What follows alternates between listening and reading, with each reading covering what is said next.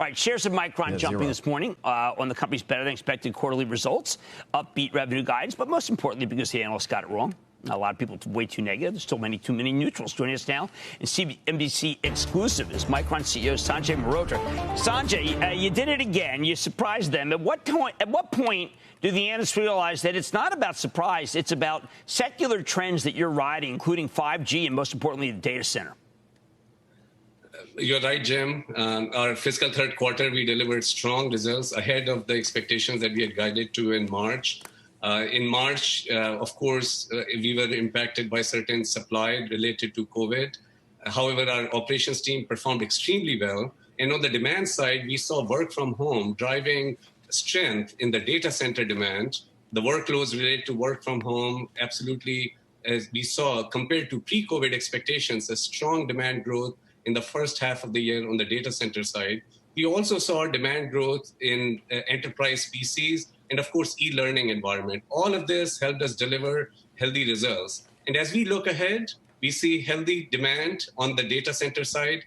Jim, hyperscalers have talked about CapEx investments, being strong this year, and that bodes well for the data center demand. In addition, the stimulus in the economies around the globe, that bodes well for digitization of the economy. All those trends that were 2 to 4 year trends are being accelerated into a few months now. So these trends bode well. So while compared to the first half, the demand in cloud, in data center may moderate in the second half, yet the demand is healthy. And in addition, of course, as the economies around the globe improve, some of the smartphone demand, some of the consumer demand will come back. And Micron is a very well-diversified company across multiple end markets, and we have delivered strong execution with our technology and products, and that bodes well for long-term health of the company.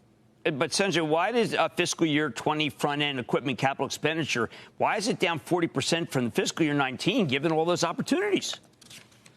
Well, we want to make sure, Jim, that we manage our supply bed growth in line with the demand expectations. We don't want to oversupply the market. So we are exercising strong discipline in terms of our CapEx investments. We want to make sure our CapEx investments have strong return on the invested capital, and we are executing well with our technology transitions. So we are being disciplined. We are managing the supply growth well to align it with the demand expectations from our customers. And you are seeing overall healthy results. This is an important aspect of new Micron.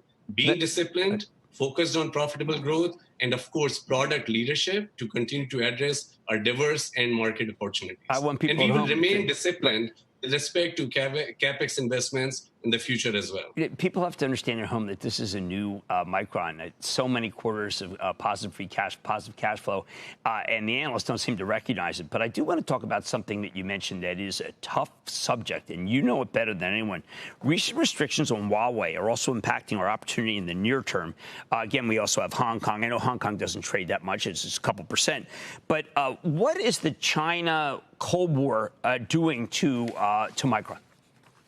So certainly, U.S.-China trade relations create some uncertainty, in the overall business. However, we are a very important partner, supplier to drive the innovation agenda of our customers in China as well.